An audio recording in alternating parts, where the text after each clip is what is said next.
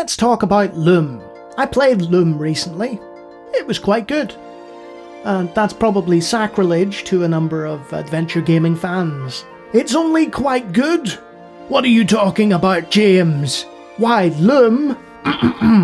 Ready? You mean the latest masterpiece of fantasy storytelling from Lucasfilm's Brian Moriarty? Why, it's an extraordinary adventure with an interface. Look at the flashing advertisement. Stunning high-resolution 3D landscapes, sophisticated score and musical effects, not to mention the detailed animation and special effects, elegant point-and-click control of characters, objects and magic spells. Beat the rush!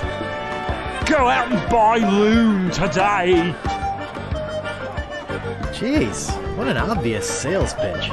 Now, obviously, you don't need a full video review about Loom, because Loom is famous. No, really it is. It's a pioneer of the point-and-click adventure genre by Lucasfilm Games, who would eventually become Lucasarts and take over the world.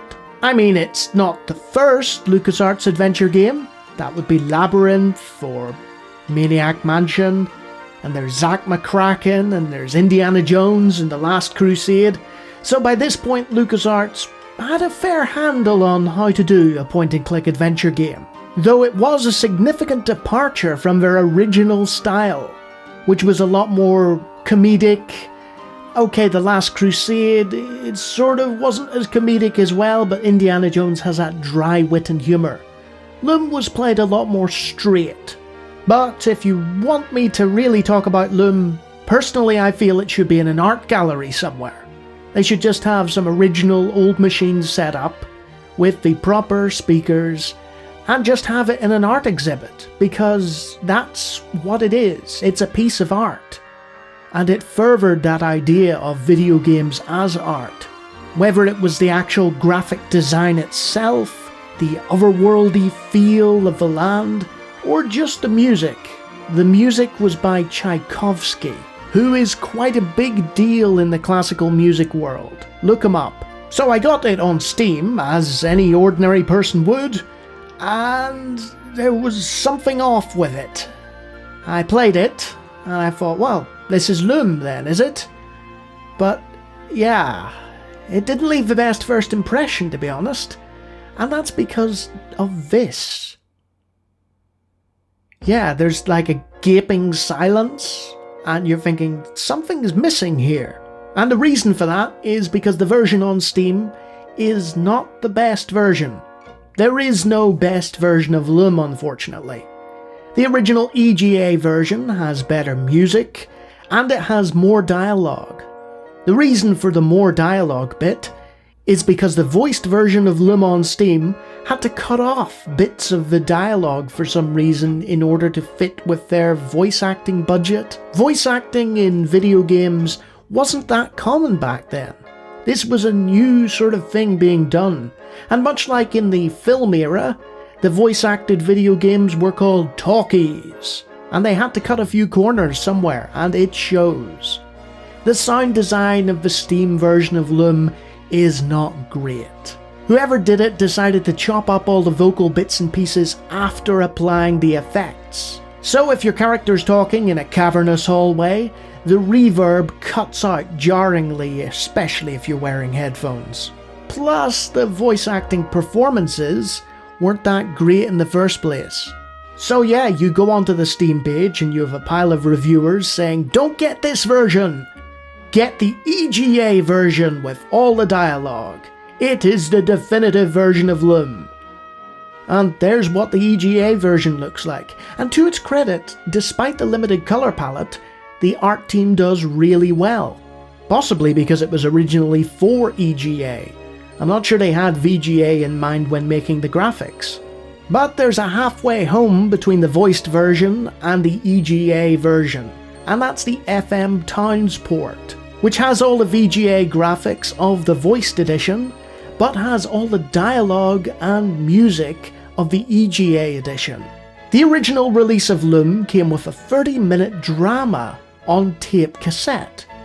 So you would sit and you would listen to the background information about the world and its characters, and how things worked in Loom. Now, obviously I didn't have this, so being transported into the world of Loom was quite a jarring experience. It also had an illustrated spell book, which would have been very useful, because I did not know what on earth I was doing when I started fumbling around in the first 20 minutes of the game. You are what's called a weaver on Loom Island. Your name is Bobbin Threadbare, I think. Get it? Threadbare? Loom? Weaving? The names are all more or less like that. If it was any more on the nose, it would probably go up a nostril.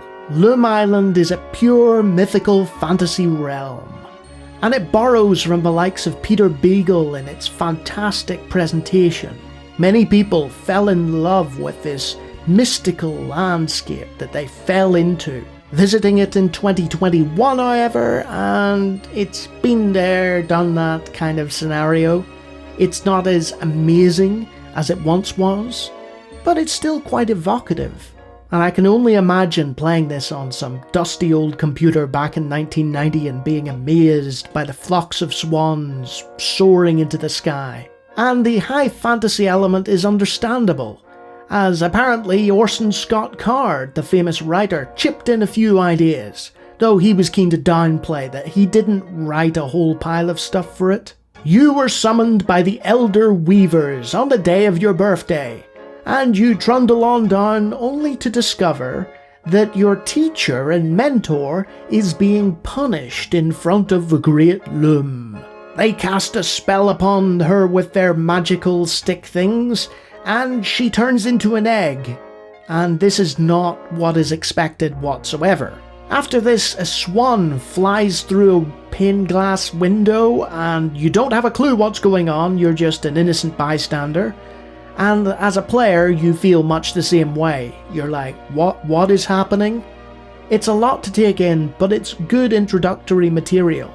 The swan turns everyone but you and the egg into a swan, and they fly off somewhere, leaving you alone with the loom, an egg, and some random distaff, which is just this big stick lying on the ground. You pick up the distaff, and that's when Loom comes into its own. A random stick materializes in your inventory, and it's the only thing in your inventory, as there is no inventory in this puzzle game. It's a point-and-click adventure game without an inventory. You soon figure out that you have to cast spells using musical notation provided by the distaff. You cast the appropriate spell and the egg opens. At the beginning of the game, Loom gives you the opportunity to play at certain difficulty levels, and depending on what you select, depends how easy the distaff is to use. Whether the notation will be listed, or whether you're on your own and you just have to click bits of the stick by memory. In addition to having no inventory, there's no dialogue trees either. You click on people and objects and that focuses you on them. The object or person will appear in the bottom right hand side of the inventory, and then you have to click on it again to interact with it. It's a very different system. This makes Loom an easier and shorter game, but it still takes a bit of getting used to. Fortunately, you can look up all the spells online these days if you really want to, and that makes Loom a trivial exercise, and you can almost enjoy it like a mini movie. It's great. And I say mini movie because that's what it feels like in terms of design. There's a real cinematic scope to the various landscapes that you come across, and that's the thing that should be praised most about Loom. The design. The design is to die for. I'm not an artist, but I've known many artists in my time, and if they saw Loom's picturesque viewpoints, they would fall in love with it, I think. It trades heavily in atmosphere. There's no inventory puzzle-based games, there's no death. You can have infinite attempts at whatever it is you're trying to do. It's very forgiving. The complete antithesis of Sierra Adventures. You wander from place to place, admiring all these glorious vistas, and coming into contact with various people who cause you calamities. None of them are particularly well fleshed out, The world of Loom itself is the character that you inhabit, and your interactions with it weave the tapestry of the plot. The occasional jarring death sequences that happen to things other than you remind you that this is a fairy tale in the Hans Christian Andersen sense of the word. It's not for children. There's a lot of gruesome stuff going on that sort of gives a sense of urgency and agency to your character as you realise, oh, I need to stop all this bad stuff from happening. This is no good at all. I mean, you might not die being the chosen one, but others will as a result of your actions. Despite being the chosen one, you don't feel especially special throughout, and that's a trope of the point-and-click adventure genre. Whether you're a janitor on a spaceship or a terrible prince who can't find his bottom with his own two hands, so I don't really critique Loom for that. But to be fair, it does lend itself to the early part of the game, because I felt like I was bumbling around and didn't know how to cast spells, so it was somewhat a relief that my character was sort of the same way, thrust into this position and not knowing what on earth was going on or how to do anything. The novelty of the spell system does wear off after a while. Constantly getting things wrong and having the character chastise you and say, oh, I guess that's not a spell kind of thing, does get a bit annoying. And the voice acting itself, that gets old. That gets really old. They're right out of the, I must pronounce everything extremely loudly and clearly into the microphone. And people who do that are just annoying. Loom is not a long game. It only lasts a few hours, and its brevity is actually to its advantage. I feel like if this had lasted much longer, it would have worn out its welcome. But just as you're starting to tire of the various systems and the plot, it comes to a nice, sensible conclusion. Loom really was a jumping off point for Lucasfilm games. They would go on to make The Secret of Monkey Island, Indiana Jones and the Fate of Atlantis, Full Throttle, Grim Fandango, and a host of other adventure games like Day of the Tentacle. I could sit here for a while and just name them all, but I'm not going to bother. It's a sort of halfway home between the bobble-headed earlier ventures of Lucasfilm games and the fully rotoscoped adventure cinematic titles that they would do later on. Loom is an important and significant piece of gaming history, and it should be preserved for all time for others to play. But ultimately, compared to what Lucasarts would do later on in their career, it's not quite as good.